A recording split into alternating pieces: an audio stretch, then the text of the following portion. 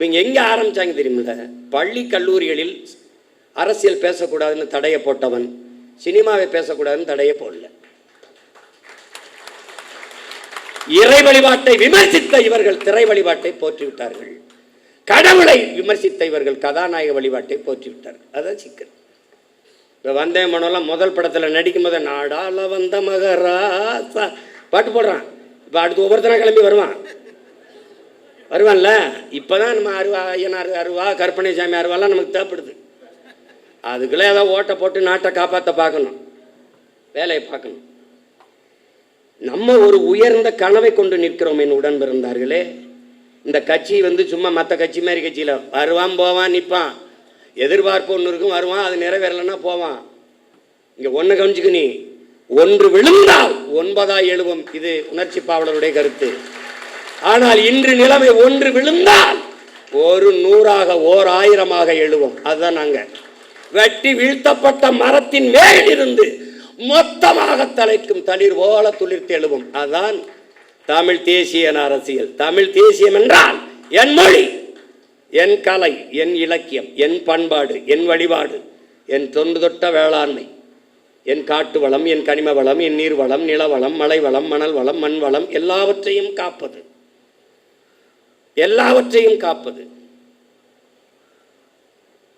பெண்களுக்கான சம உரிமை, சம வாய்ப்பு, தொழில் வளர்ச்சி, பொருளாதார மேம்பாடு, இது எல்லாத்திற்கும் ஒரு அரசியல் இருக்கு. தமிழ் தேசியம் என்பது ஒரு பெரும் அடையாளம், ஒரு தேசிய இனத்தின் பெரும் அரண்.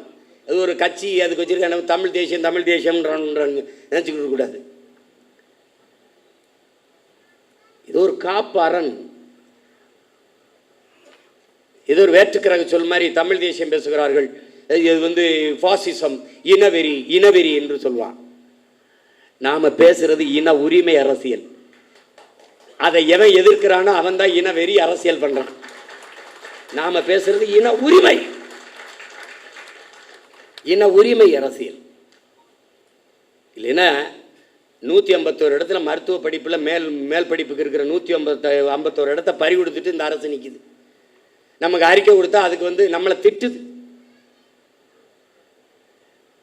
அப்ப எப்படி? அது எங்க ஐயா பொதுச்செயலாளர் சொல்ற மாதிரி இந்த மேடையை அரசியலுக்கு இதுக்கான மேடை அல்ல. அதுக்கு இன்னும் காலம் இருக்கு. நாங்கள் காத்திருக்கோம். ஏன்னா எங்கள் ஐயா எங்களுக்கு பாடிவிட்டு போயிருக்கான், மிகுதியான் மிக்கவை செய்தாரை தாண்டம் தகுதியால் வென்று விடல்ங்கிறான். இந்த மாதிரி ஆளுகள்லாம் வருவான். எந்த மாதிரி இப்போ வந்திருக்காங்களே இந்த மாதிரி ஆளுகள். எப்படி? இவன்லாம் யாரு? கோட்டு படத்துக்கு பிளாக்ல டிக்கெட் வித்தவன் ஜனநாயகன் வரும்போது அமைச்சரவையில் மந்திரியா இருக்கான். இது என்ன மாற்றம்? ரெவல்யூஷன்ல வருது. இதெல்லாம் ரெவல்யூஷன் வருது. இவங்க வரும்போதெல்லாம் அரசியல் புரட்சின்னு வருவான், பொலிட்டிக்கல் ரெவல்யூஷன் வருவான், அப்புறம் பொலிட்டிக்கல் பிஸ்னஸ் ஆயிரும், பொலிட்டிக்கல் சர்வீஸ்னு வருவான், பொலிட்டிக்கல் பிஸ்னஸ் ஆயிரும். இப்போ பூரா பொலிட்டிக்கல் பிஸ்னஸ் தான். இவன் சொல்லிக்கிட்டு இருக்கான் ஊழல் இல்லை ஊழல் இல்லைன்னு எல்லாரும் போயிட்டு இருக்கிறாங்க. ஊழல் இல்லை, லஞ்சம் இல்லை, அரசு அலுவலகங்களுக்கு போங்கள், அரசு அலுவலகம். ஒரு தலைவன் லஞ்சம் கேட்டால், மக்கள்கிட்ட லஞ்சம் கேட்டால் அந்த அதிகாரி உடனடியாக சஸ்பெண்ட் பண்ண மாட்டேன், ஸ்பாட் டிஸ்மிஸ் பண்ணுவேன்னு சொல்ல முடியல. பணி இடைநீக்கம் இல்லை, நிரந்தர பணி நீக்கம் சொல்ல முடியல. மக்களை நீங்கள் கொடுக்காதீர்கள், அவங்க கொடுக்கலாம், அடுத்தவங்க கொடுத்து வேலையை சாதிச்சுட்டு போயிடுவான். வாங்க கூடாது அப்படின்னு சொல்ல முடியல.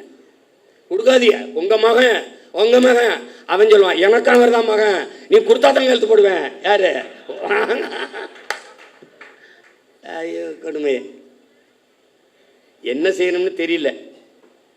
பெட்டல்னு ஒரு நிறுவனம், அவன் பொலிவியாவில் கொச்சப்பம்பான்னு ஒரு நதியில் உங்களுக்கு தெரியாது, படிக்கணும். நீர் எழுத்துங்கிற புத்தகத்தை எல்லாம் என் பிள்ளைகள்லாம் படிக்கணும். ஐயா நக்கீரன் எழுதுனது முதல்ல எழுதியிருப்பார், முதல் பக்கத்திலே வருது. ரொம்ப உள்ள போக வேண்டியதில்லை. அவன் உலக வங்கியிலே 250 கோடி கடனை வாங்குறான் பொலிவியா. அந்த கடனுக்கு ஈடாக அந்த கொச்சப்பம்பா நதி எந்த கொடுன்னு ஒரு முதலாளியை கை காட்டுறான். அவன் தான் பெக்டல் நிறுவனம். அவன் பிரான்ஸ்காரன். அந்த நிறுவனத்துக்கு ஒப்பந்தம் கொடுத்தோன்னே நதியை வச்சுக்கிட்டு என்ன பண்ணுவேன், சரின்னு கொடுத்துட்றாங்க. தண்ணி எடுக்காதேன்றான், குடிக்க எடுக்காத, விவசாயத்துக்கு எடுக்காத, குளிக்க எடுக்காத, நான் தான் தண்ணி தருவேன்ட்டான். அப்புறமா போராட்டம் வெடிக்குது. ஐயோ பிரச்சனைன்னு அரசு கையெழுத்து போட்டு கொடுத்துருச்சா, ஒன்றும் செய்ய முடியல, முழிக்குது. அப்போ வங்கியில் பணி செஞ்ச ஒருத்தன் பதவியை விலகிட்டு வந்து பதவி தலைமை மக்களை திரட்டி போராட ஆரம்பிக்கிறான். பல பேரை சுட்டு கொண்டு தூத்துக்குடி துப்பாக்கி சூடு மாதிரி பெரிய கலவரமான பிறகு அடித்து விரட்டுறாங்க. அங்கேருந்து தப்பிச்சு ஓடி வரான். யார்? இந்த பெக்டல். ஓடி வந்து கடைசியாக எங்கே இறங்கிறான்? தமிழ்நாட்டில் கோயம்புத்தூர் பஸ் ஸ்டாண்டில் இறங்கிறான். அங்கே என்ன பண்ணுறான்? அவன் பேர் என்னப்பா? சூயஸ். மார்வேடத்தில் இவர் போகிறார்ல, அது மாதிரி அவன் ஒரு மார்வேடத்தில் சூயஸ்ன்னு வந்து இறங்கிடுறான்.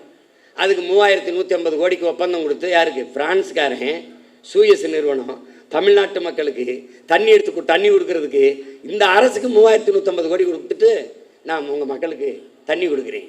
எங்கேருந்து? பவானியிலிருந்து. ஏன் நதியிலிருந்து தண்ணி எடுத்து என் மக்களுக்கு கொடுக்க அவன் எனக்கு காசு கொடுத்துட்டு எப்படி? அதை நம்ம போராடி நிறுத்தி வச்சுருந்தோம்.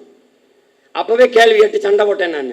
அதை பெருமையாக பேசுனது அம்மையார் ஜெயலலிதா, பெருமையாக பேசுனது அன்னைக்கு இருக்கிற அமைச்சர் ஐயா எஸ்பி வேலுமணி அவர்கள். நாம் கேள்வி கேட்டோம். அதை விட்டுட்டு தவிச்ச வாய்க்கு தன் சொந்த மக்களுக்கு தன் தண்ணி எடுத்து கொடுக்குறத தவிர உங்கள் அரசுக்கு என்ன வேலைன்னு, இதுக்கு எதுக்கு இந்த பிரான்ஸ் கம்பெனிக்கார சூயஸ்? பதில் இல்லை. இப்போ இவர் வந்து சேலம் மாவட்டத்துக்கு, சேலம் மாநகராட்சிக்கு தண்ணி கொடுக்க 1200 கோடி பேசி 350 கோடி முன்பணம் வாங்கிட்டு சூயஸுக்கு கையெழுத்து போட்டு கொடுத்துட்டாங்க. இப்போ சேலம் மாநகராட்சிக்கு வேலை என்ன? அதை விட உங்களுக்கு என்ன வேலை? ரீல்ஸு. சொந்த மக்களுக்கு தவிச்ச வாய்க்கு தண்ணி கொடுக்கறத தவிர உங்களுக்கு என்ன வேலை? இதுக்கு வெளிநாட்டுக்கு நிறுவனம் ஒருத்தன் வரணும்னா உன் வேலை என்ன? அதுபோல் இங்கே இன்னொரு கவனிக்கிறது, கடல் நீரை குடிநீராக்கி கொடுக்க போகிறோம். ஒரு மடக்கு குடிக்கிறாப்ல, அது ஒரு ரீல். 50,000 கோடி. இந்த சுத்திகரிப்பு முறை அமெரிக்காவில் இருக்குது. காப்பிரைட்ஸ் அவனுடைய உரிமை, அவன் காப்பீட்டு உரிமை அவன்கிட்ட இருக்குது. பேட்டன் ரைட் அவன்கிட்ட இருக்குது. ரிவர்ஸ் ஓஸ்மாசிஸ் முறையில் அதை சுத்திகரிக்கணும். நீ குடிக்கிற ஒவ்வொரு மடக்கும் அவனுக்கு காசு கட்டுற. இதை குடிக்கிறாரு. இப்போ 50,000 கோடிக்கு இந்த கடல் நீரை சுத்திகரித்து எங்களுக்கு கொடுக்க போறீங்களா? ஏற்கனவே அப்போலோ அக்வஃபனா கின்லே அவன் வித்துக்கிட்டு இருக்கான். அவன் எங்களுக்கு தண்ணி கொடுக்க போறானா? இந்த சூயஸ் கொடுக்க போறானா? இது போக ஜல்ஜீவன் அவன் தண்ணி கொடுக்க போறானா? யாரா நீங்கெல்லாம்? யாரு நீங்கெல்லாம்? யார்? ஜல்ஜீவன் யாரு? ஜெகஜீவன் ராம் கேள்விப்பட்டிருக்கோம். அந்த ஜல்ஜீவன் 2 ஆண்டுகளாக நிறுத்தி வைக்கப்பட்ட ஜல்ஜீவன் திட்டத்தை நாம் இப்போது நிறைவேற்றி இருக்கிறோம். அதான் கேட்குறேன், ஜல்ஜீவன்னா யார்? எதுக்கு ஜல்ஜீவன்? இந்திய ஒன்றிய அரசு கொண்டு வருகிற இந்த குடிநீர் கொடுக்குற திட்டம். எங்கிருந்து தண்ணி? டெல்லியிலிருந்தே வருமா? எங்கிருந்து எடுப்பான்? ஜல்ஜீவனை எங்கிருந்து எடுப்பான்? என் மண்ணிலிருந்து. என் மண்ணிலிருந்து என் மக்களுக்கு தண்ணி எடுத்து கொடுக்கறத தவிர உனக்கு என்ன வேலை? என்ன வேலை? இவன் குழாயை பதிச்சு தண்ணி கொடுப்பான், ஜல்ஜீவன். தமிழ்நாட்டு மக்களுக்கு தவிச்ச வாய்க்கு தாகத்துக்கு தண்ணி கொடுக்க வேண்டும் என்கிற தாகத்தோடு இருக்கிற இந்திய ஒன்றிய அரசு அதே தமிழ்நாட்டு மக்களுக்கு நதியில் இருக்கிற நியாயமான உரிய நதி நீரை பெற்றுத்தர முன்வராதது ஏன் என்ற கேள்வியை நீங்க எழுப்பல. காவிரியில தண்ணியை கொடுத்தாலே 13 மாவட்டம் கூட்டு குடிநீர் திட்டத்தில் நாங்கள் தண்ணி குடிச்சுக்கிட்டு இருக்கோம். எங்களுக்கு பாதி மாவட்டத்துக்கு தண்ணி போய் அங்கே அவனுக்கு பவானி இருக்குது, இங்கே தாமிரபரணி இருக்குது. காவிரி கூட்டு குடிநீர் திட்டத்தில் பாதி மாவட்டத்துக்கு முடிஞ்சிடும். நீ அதை பெற்று தர ஏன் இந்த இந்தியா வாழ்கிற காங்கிரஸோ பாரதிய ஜனதாவோ வரவில்லை என்ற கேள்வி ஏன் நீங்கள் எழுப்பல? இந்த ஜல்ஜீவன் திட்டம் இப்போ போடுவேன், குழாயை போடுவான். எவ்வளவு நாளைக்கு கொடுப்பான்? எவ்வளவு நாளைக்கு? 6 மாதம், ஓராண்டு. அது குடிக்கிற தரத்தில் இருக்குமா? அந்த திறனில் இருக்குமா? அதுக்கு சான்றிதழ் யார் தருவா? குடிக்கணும். கொஞ்ச நாள் கழிச்சு காசு இல்லை. அப்போ என்ன பண்ணலாம்? தனியாருக்கு டெண்டர், ஒப்பந்தம். எப்படி? வியாபார விரிவாக்கத்திற்கு ஒவ்வொரு திட்டத்தையும் கொண்டு வந்து நீட்டுகிறார்கள், கையெழுத்து போடுற. ஐயாரியில் என்ன எதுக்கு நீ நாகர்கோவில் இது பண்ற? நாகர்கோவில் எதுக்கு அதை திறக்கிற? கன்னியாகுமரியில் போராடி தடுத்து வைத்தது கையெழுத்து போட்டு திறக்க விடுறாரு. இப்ப மறுபடியும் நாம் போகணும். கேரள முதல்வர் கடிதம் எழுதுகிறார், எங்களுக்கு கட்டுமான பணிகள் பாதிக்கப்படுகிறது, தடையின்றி மணலை அனுப்ப உதவுங்கள் என்று. எவ்வளவு எப்படி? ஏன் மானங்கட்ட கூட்டமடா நம்ம. கேரளாவில் மழை இருக்குல்ல, அவருக்கு மணல் தேவை இருக்குல்ல, கற்கள் தேவை இருக்குல்ல, வெட்டிக்க. அதுவும் ஆத்தா மாறுனா இது என் ஆத்தா மாறல, என் தாயின் முளை இல்லையா அது? இது எப்படி நீ ஏற்புற? இப்ப தெரியுதா எதுக்கு சீமானும் நாம் தமிழர் கட்சியின் தேவைன்னு? அங்க ஒரு மகன் இந்த மண்ணை, அது மலை அல்ல, என் தாயின் மாறென்று நேசிக்கிற ஒரு மகன் குடித்த மாறை அறுக்கிற பச்சை துரோகிகளடா இவங்க. பால் ஊட்டின தாயின் மாறை அறுக்கிற பச்சை துரோகிகள். எதையும் நம்மால் உருவாக்கி விட முடியும். மரங்களை வெட்டலாம், நட்டுலாம், நீரை உறிஞ்சி வித்தால் சேர்க்கலாம், உலகம் ஒழிச்சலாம். அந்த மாதிரி வெற்று வார்த்தை இல்லை, உண்மையிலே ஒழிக்கலாம். சிறந்த ஆட்சி கொடுத்துடலாம், வேலை இல்லை கொடுத்துடலாம், பசி ஒழிச்சிடலாம், எல்லாவற்றையும் சரி செய்ய முடியும். ஆனால் என் உடன் பிறந்தவனே மலையை மணலை நம்மால் உருவாக்க முடியாது. இயற்கையின் அருங்கொடை. எல்லாத்தையும் ஆய்வு செய்கிற முதல்வர் இந்த பள்ளிக்கரணை ஏரிக்குள்ளே இறங்கி நடக்கலாமே, அந்த குப்பைமேட்டில் ஏறி நின்று அப்படி இப்படி பார்க்கலாமே இல்லை? பட்டு வெட்டி பட்டு சட்டை கட்டி வெளி அதுக்கு ஒவ்வொரு நாளைக்கு ஒரு உடை வச்சிருக்காப்புல. அந்த காஸ்டியூம் டிசைனரை தான் தேடிக்கிட்டு இருக்கேன் நான். எப்படி இருப்பாரு? இந்த கொடுமையெல்லாம் பார்க்கறதுக்கு படமாக இருந்தே பதறாப்புல காமராஜ். காமராஜ் படமாக இருக்கும்போதே பதறாப்புல. ஐயோ, அதில் இந்த ஓமந்தூரார் குமாரசாமி எல்லாம் ஐயா அப்படின்னு.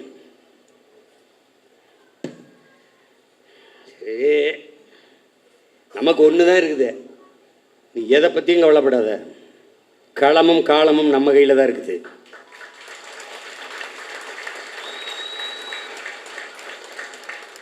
ஜோசப் விஜய் இல்லை, ஜோசப் ஸ்டாலின் சொல்கிறாப்புல.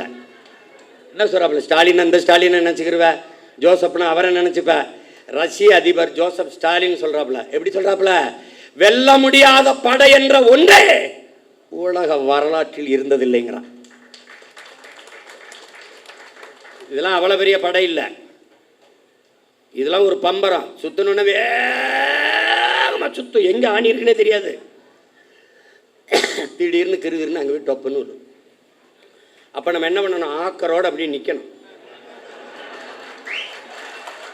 அப்போ மண்டை சுற்றி அப்படி விழுகும்போது ஒற்றே போட்டு ரெண்டாக பொழக்கணும். இது புரியுதா? புரியுதா? இருக்குப்பா. இடைத்தேர்தலை எப்போ வைப்பாங்கன்னு நானும் வெறியோடு தான் கொள்ளவெறின்னு இருக்கேன். ஆமாம், எல்லாம் ஒரு தடவை ஜிம்முக்கு போகிறதுக்கே தென்னை மாலை காலை இரு வேலைங்க. அவன் அந்த பயிற்சியாளர் அந்த மாட்டுக்கறி கோழி வேணாம், இப்போ என்னதான் சாப்பிட? ஐயோ மாட்டுக்கறி அந்த மசூல் பில்ட் பண்ண தானே தேவைப்படும், இது பண்ண போட்டு என்னையா பெரிய கொடுமையாக இருக்குது. படாத பாடு பட்டுக்கிட்டு இருக்கேன், கொலவெறியாக இருக்குது. ஒவ்வொரு தடவையும் பண்ணும்போது இவ்வளோ கஷ்டப்பட்டு எனக்கு கராத்தை பயிற்சி கொடுக்கும்போது இந்த இப்போ நின்றுக்கிட்டு 100 பஞ்சடிமா, அப்போ அடிச்சுக்கிட்டே இருக்கும்போது இப்படிலாம் கற்றுக்கிட்டு போய் ஒருத்தனை அடிக்கணுமான்னு ஒரு கோபம்லாம் தணிஞ்சிடும். இவ்வளோ கஷ்டப்பட்டு பயிற்சி எடுத்து இந்த வேணை போய் அடிக்கிறதா அப்படின்னு அது மாதிரி வெறி ஆகிக்கிட்டு இருக்கு. பார்த்து என்ன பண்ணுறேன்னு எனக்கே தெரியாது. உங்களுக்கு புதிதாக இந்த படையில் இணைகிற நீங்கள் கட்சி தொண்டன் என்பதை மறந்துடணும். நீங்கள் ஒரு கட்சியில் இணையலை, நம்மெல்லாம் இணைந்து தமிழ் தேசியனத்திற்கென்று ஒரு அரசியல் படையை உருவாக்குகிறோம். தலைவன் தொண்டன் என்பது இந்த கட்சியில் கிடையாது. அண்ணன் தம்பி சித்தப்பன் பெரியப்பன் மாமச்சான் தான். இது தேசிய மக்கள், நமக்குள்ள ஒரே உறவு, தமிழ் தாயின் பிள்ளைகள் நாம். இதை தெளிவாக்கணும். ரெண்டாவது, நீ எங்கே இருக்கியோ அந்த இடம் நம்முடைய கோட்டையாகும். நீ எங்கே வாக்கு செலுத்துவியோ அந்த வாக்ககம் என்னுடைய இலக்கு, என் வாக்ககத்தில் வெற்றி வாக்கு. அதை நீ முடிவு பண்ணிக்கணும். உனக்கு நாடங்கள் வேலை கிடையாது. உன் தொகுதி, உன் ஊர், அதுக்குள்ளே தான் வேலை. உன்னை மாதிரியே உணர்வுள்ள 10 வீரர்களை இணை, அவ்வளோதான் உன் கடமை முடிஞ்சிருது கட்சிக்கு. தீக்குச்சி இல்லாமல் தீபங்கள் இல்லை. ஆனால் யார் தீக்குச்சிங்கிறதான் இங்கே பிரச்சனை. ஒரு தீக்குச்சி ஒரு விளக்க கொளுத்தும், அது அணைஞ்சிரும். ஆனால் அந்த விளக்க வச்சு 1 லட்சம் விளக்க கொளுத்த முடியும். இப்போ நீங்கள் கொளுத்துங்க. புரட்சி என்பது எப்போதும் காய்ந்த சருகுகளாக ஒவ்வொரு மனிதனின் காலடிக்கு கீழே காத்து கிடக்கிறது ஒரு தீக்குச்சியின் உரசனுக்காக அப்படிங்கிறான். இப்போ கையில் இருக்கு தீக்குச்சி, காஞ்ச சருகு இருக்கு, கொளுத்தி விடு, பற்றி எரியும். நீ எதை பற்றியும் கவலைப்படாத. இந்த ஆட்டம் நம்மளுடையது, கை மாறி இருக்கு. இப்போ அடுத்த சுற்று வரும்போது நம்ம கைக்கு வரும் தைரியமா இருக்கு. நம் மாற்று என்பது கோட்பாட்டளவில் திராவிட இந்திய சித்தாந்தங்கள் தத்துவங்களுக்கு எதிராக கோட்பாட்டை கட்டி எழுப்பினது நாம் தான்.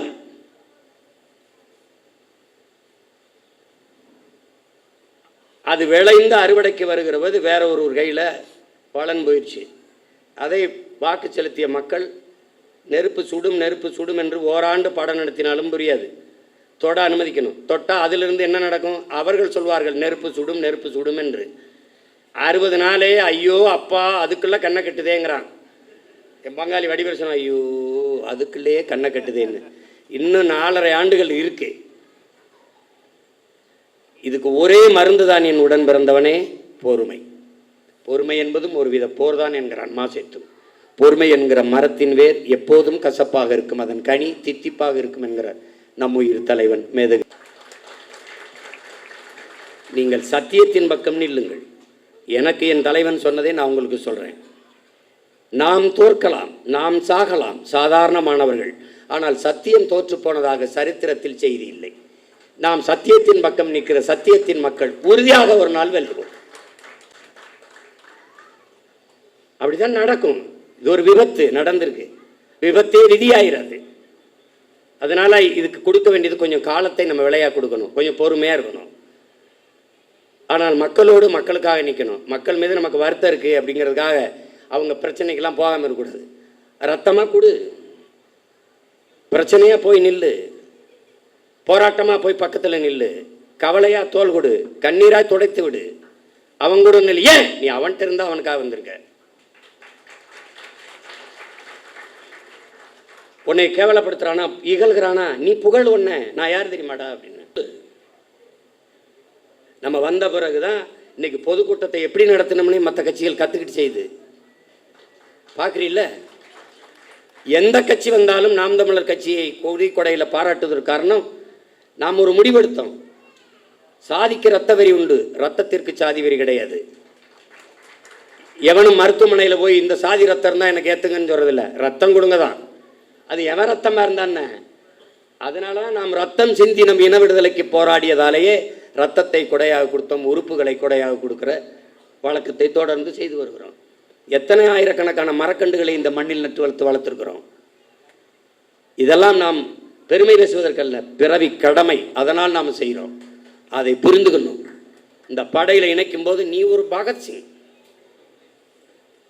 இளைய புரட்சியாளன் பகத்சிங், அவனை உருவகப்படுத்திக்க. நீ திலீபனை போல ஒரு வீர போராளியை போல உன்னை நீ உருவகப்படுத்திக்க. சாதாரணமாக நின்று வாழ்க ஒழிக கோஷம் போடுறது இங்கே பழக்கம். மற்ற கட்சிகள் மாதிரி நாம் தமிழர் நாம் தமிழர் டிவிக்கிற வேலையெல்லாம் நீ நிறுத்திடணும். இங்கே அந்த வேலை கிடையாது, புரியுதா? அதெல்லாம் கிடையவே கிடையாது. இங்கே இராணுவ கட்டுப்பாடு இருக்கணும், ஒழுங்கு இருக்கணும். அண்ணன் வரும்போது முன்னாடி நின்றுக்கிட்டு கையில் வண்டியில் போயிட்டு இப்படி கை காட்டுறது போக்குவரத்து காவலர் வேலை உனக்கு கொடுக்கப்படல. நீ பேசாமல் போகணும். நான் பாட்டுக்கு வருவேன். நீ எழுதி வை, அண்ணன் முதலமைச்சர் ஆகிட்டா ஒரு வண்டி ஓடாது, என் வண்டியில் தான் வருவேன். நான் பாட்டுக்கு வருவேன், நிறுத்தத்தில் நிற்பேன், போவேன். இந்த மாதிரி கான்வாய் வருது, புரோட்டோக்கால், ஆட்டுக்கால், பாயாலாம் கிடையாது. நீ போய நான் வருவேன். போய எனக்கே பாதுகாப்பு, நாட்டுக்கு நே பாதுகாப்பு. நான் தான் என் நாட்டுக்கே பாதுகாப்பு. போய அவர் அங்கிருந்து கிளம்புறதுக்கு ஒரு 2-3 மணி நேரத்துக்கு முன்னாடி சாலையில் எங்களை நிறுத்திடுறாங்க, குறுக்க கயிறை கட்டி. அண்ணன் வந்தோன்னே இந்த போலீஸ்லாம் பாம்பத்துக்கு திரும்பிக்கிறது, ஏதாவது கேட்பாரோன்ட்டு. என்ன பண்ண பூரா தங்கச்சி தம்பி என்னன்னு நான் நின்றுக்கிட்டே இருக்க வேண்டியது இருக்குது. போகிறவரெல்லாம் பாவமாக இருக்குது. பள்ளிக்கூடத்து பிள்ளை இங்கிட்டு கடக்கிறதுக்கு ஒரு கயிறை குறுக்க கட்டிப்புறாங்க.